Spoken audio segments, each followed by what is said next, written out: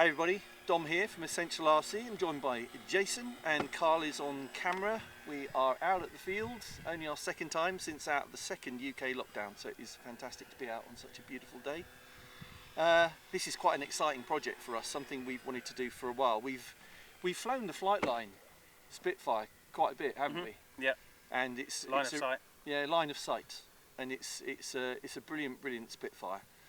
And I, with the Avios Spitfire, actually flew it with James, right, last year with Headtracked Fpv. But what we want to do is all fly the same Spitfire together. So we've all three of us have got these Flightline Spitfires from Motion RC, and we have fitted them out. Mine and Jason's are fitted out with our own head tracking system, well, pan tilt system, Yep. right? That you designed, Jason. Yeah.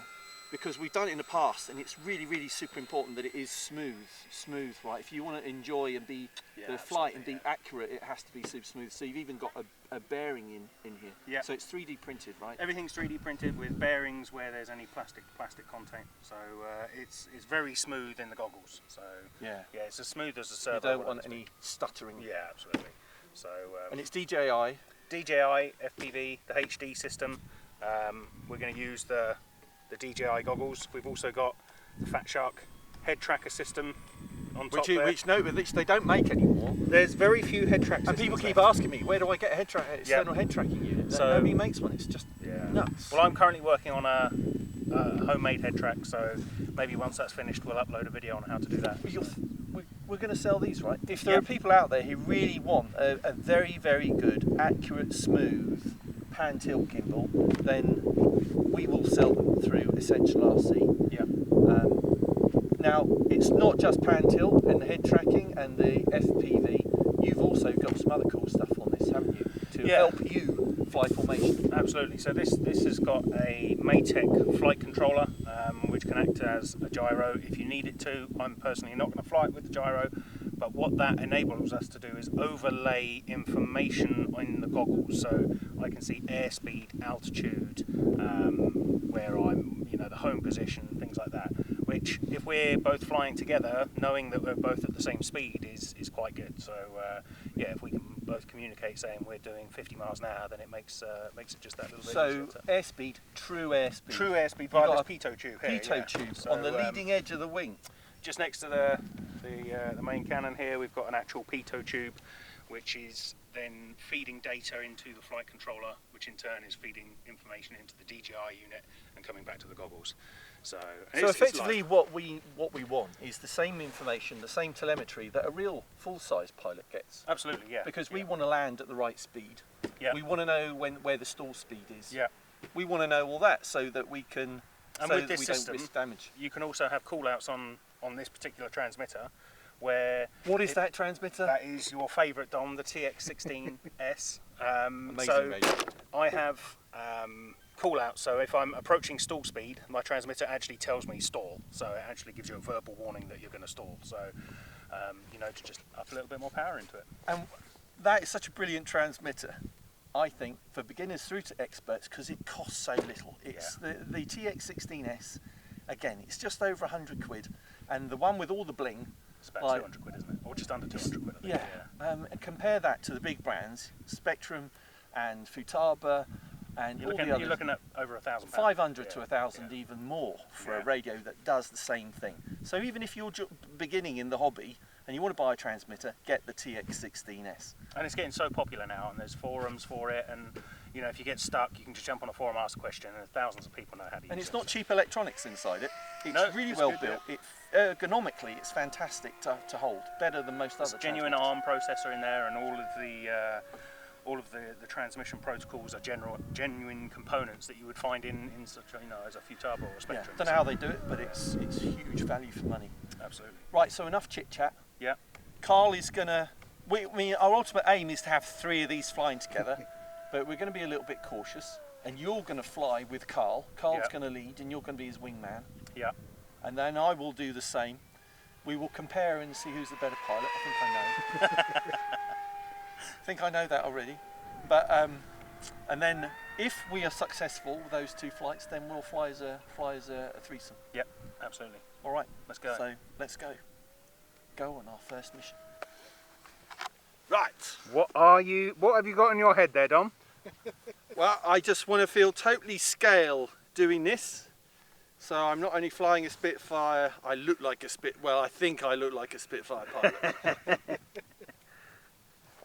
Now, actually, these aren't my FPV goggles, shocker. I have to wear the DJI goggles, so I don't know why I bothered buying these things. But I'll keep the helmet on. Right, now I'm going to sit down. I was just explaining to Jason that if I do a loop or a roll or something and I'm not sitting down, I'm going to fall over if I'm wearing the goggles. Which would have been funny. Which would have been funny. So what are you attempting to do here, Dom? Well, this is first flight, so we'll fly, call it medium speed. Yep. We'll get a little bit of height to start off with. We are going to do a formation takeoff, and then we'll just nice circuits. Yeah. Okay. You're leading. I'm wingman, basically. Yep. So Carl is not FPV. Huh? Carl is not FPV. He's flying line of sight traditionally. Line of sight. So he's going to fly within his visual range, obviously, and I'm just going to progressively try and fly as tight as I can to him. Got no idea if this is going to work.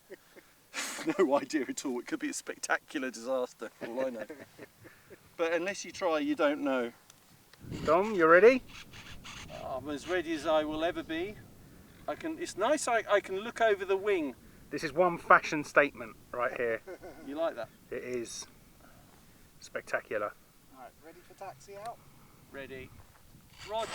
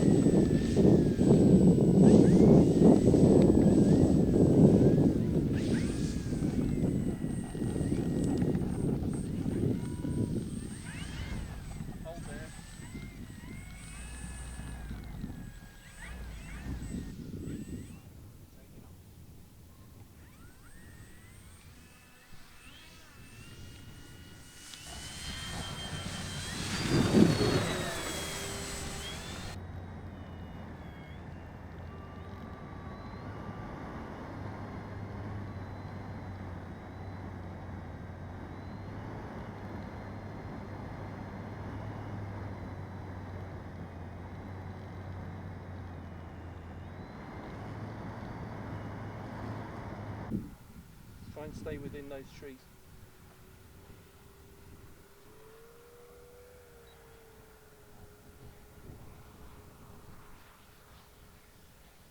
Are you overtaking?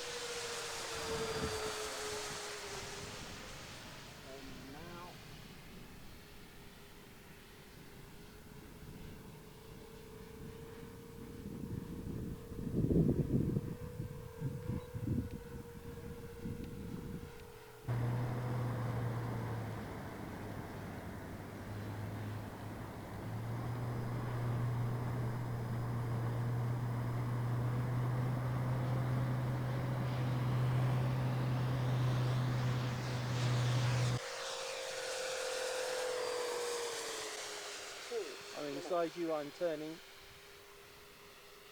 I'll catch up.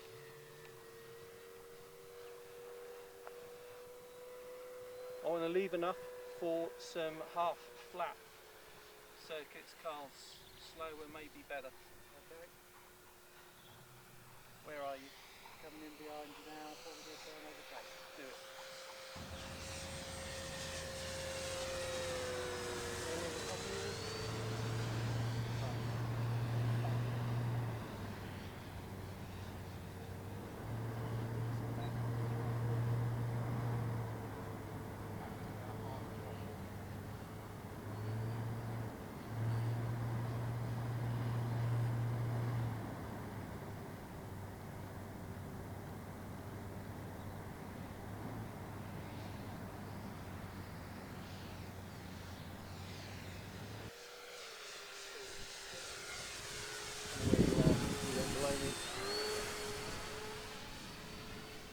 Power, Dom. Bit more power.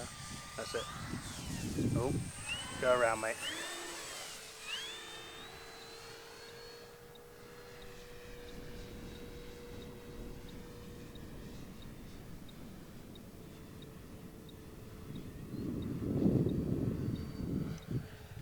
Turn in.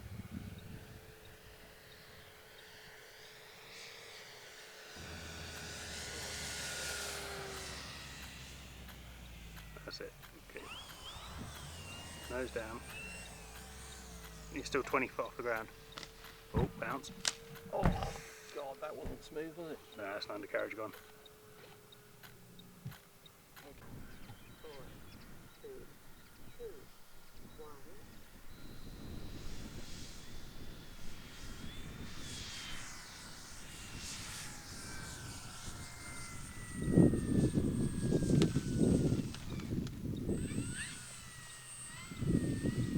How's that, Dom? Well, I have to say, a lot more difficult than I thought it would be, despite having done it once before with the Avios Spitfire. Hold on, let me just turn off recording before I corrupt the file.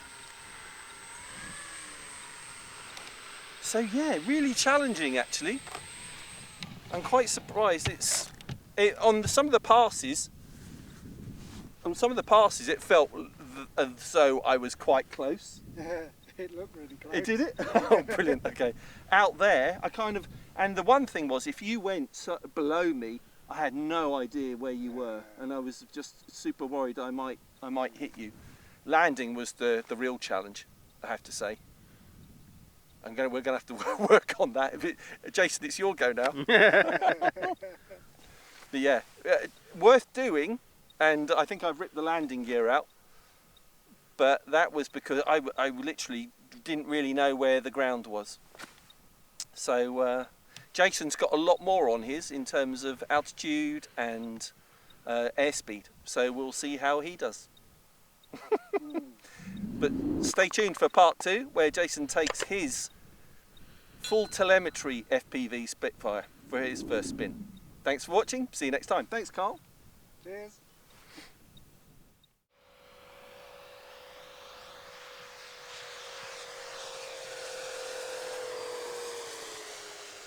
I mean, the size you want.